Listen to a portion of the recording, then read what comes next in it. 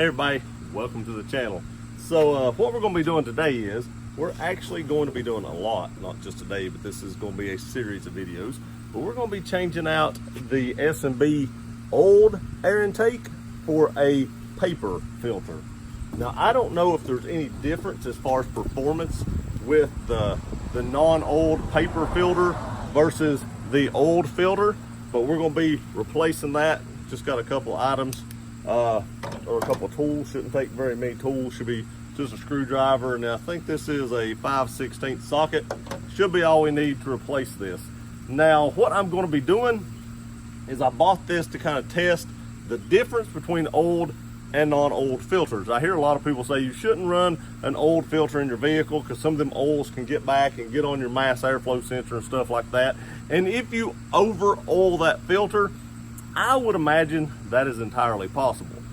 But mine came from the factory. I would imagine they know what they're doing. K&N's been in business for many years and people have run those things forever with no issues at all. Now if you run a turbo engine, you probably really shouldn't run this because I've heard it lets more particles in than a paper filter does. I don't know. I'm trying to actually come up with a way to test that without actually destroying these filters. Maybe I'll buy a couple of other filters and come up with some way to actually test like a small K&N filter if I can get my hands on one, and a small paper filter, and come up with some way to see how much dust or dirt, debris comes through that. But what we're going to be doing is replacing this, and then I'll be going to Florida this coming Saturday. This video won't be up before that. And we're going to check the gas mileage on the way down there. Now we know the old filter actually got 14.5 miles a gallon last time I went to Florida and took the truck. So we know we're baseline on it, 14.5 miles a gallon. Will the paper filter get any more or any less mile per gallon than the old filter actually does? I don't know. We're going to find out. And we're also going to see if I can tell any difference in driving it. I've not had any issues with this oiled filter at all. So if I start having any issues, I've got to blame the paper filter. But let's get on with it. I'm going to show you how to change these. Should be pretty simple. And then we'll have to wait a few days to kind of finish this up. But let me get the camera turned around so you can see what I'm doing. Okay, I think you can see what I'm doing. I just have a big Phillips screwdriver. I actually bought this Craftsman screwdriver set to go in the Jeep, and I've not put it in there yet, but it fits this perfectly. Now I do believe, yes, there are some washers on this, some rubber washers. Make sure you retain those. You don't want to lose any of those. I'm sure you could get new ones, but I can't get them by Saturday. So I do not want to lose any of those rubber washers. Now I do want to say this one over here is longer than the one over here, so you don't want to get those mixed up. The one on the right side of the truck is longer than the one on the left side of the truck.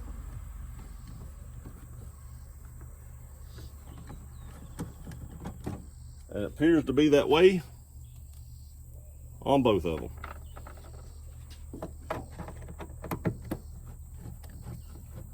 Now there is one thing I want to do now that I have this off. I have never started this thing topless. Yeah, I say words like topless now that I own a Jeep.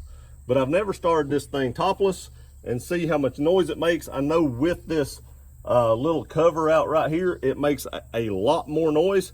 I'm actually going to start the truck now and give it a few revs just to see what it sounds like. I'll leave the camera sitting right there, or I may actually even move it over here closer to it so maybe you can hear it a little better, because I'm just curious what that sounds like. Okay, I do want to say this is not going to be a cold start. I've actually already started this engine, let it run for a few minutes to get some oil through the engine. You don't want to just cold start one of these and then rev it like I'm fixing to do. You could stretch stuff in the engine, stuff like that, because it's not got good oil run through it and lubed everything up good. So I did let this run for a few minutes, but I am anxious to hear what this sounds like when it's topless.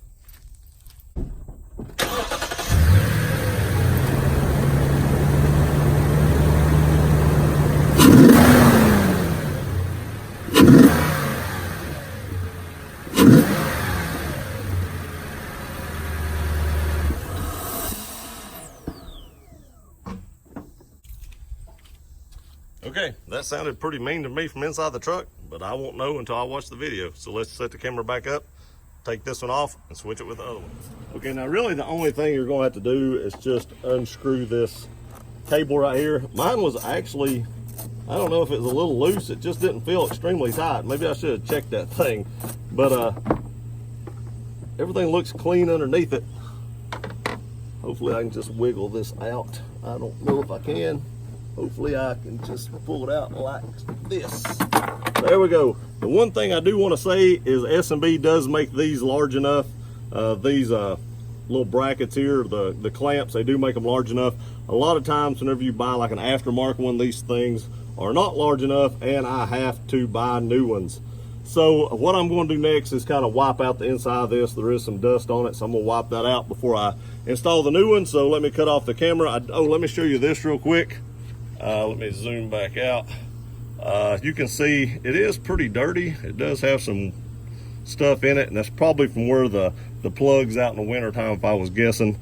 It's not filthy by no means, but it does have some dust and debris in it, such as these little twigs and stuff. And you can clean these, and I probably will do that. But there's what it looks like after about probably 20,000 miles on it, give or take. But let me wipe that out and we'll put the next one in. Okay, I wiped it out a little bit, nothing great, but you can see how much debris was actually in the box. So, you know, it does get some debris in it, but it's not crazy. It's really not any more than probably gets in your factory airbox, if I was guessing. But I just wanted to show you what it looked like after I took that other one out.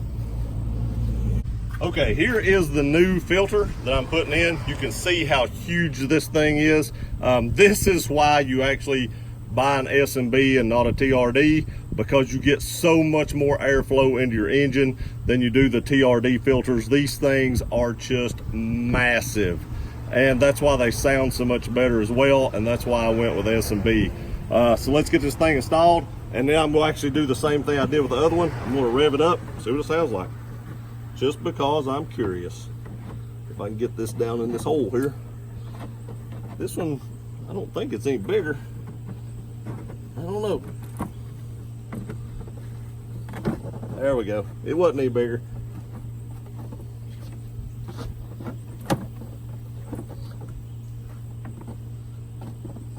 Just do have to kind of wiggle it up on it. I may actually have to go get a step stool. Let me be right back.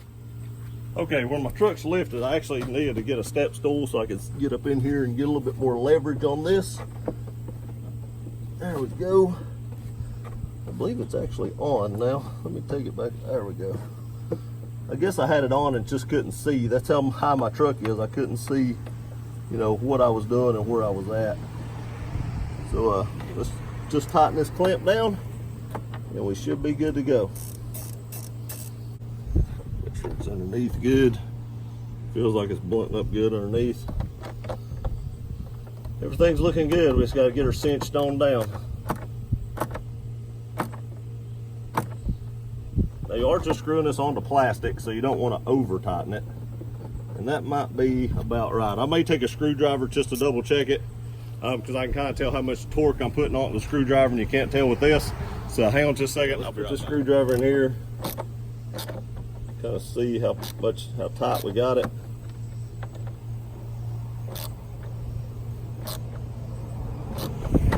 You want to snug it up where no debris can get in it, but not so tight you break anything. I'm gonna say that's about good. Yeah, that's pretty good right there. I would say that's pretty good. Yeah. All right, let's set the camera over here, rev it up, and see what we hear with this one. All right, here we go.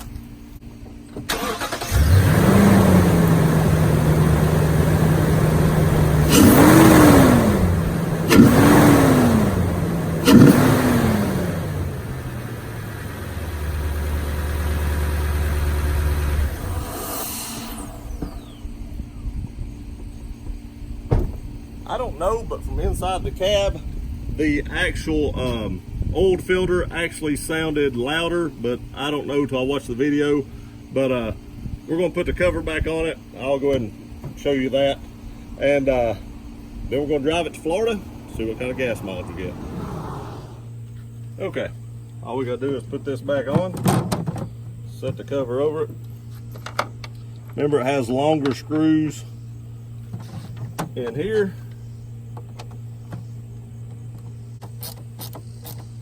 There you have it. Everything's back installed. Now we have a non-oiled paper filter on it. Let's see how it runs. I'll let y'all know on the trip to Florida. I'll do a mile per gallon test, and I'll just give you an overall review of what I think of the paper filter.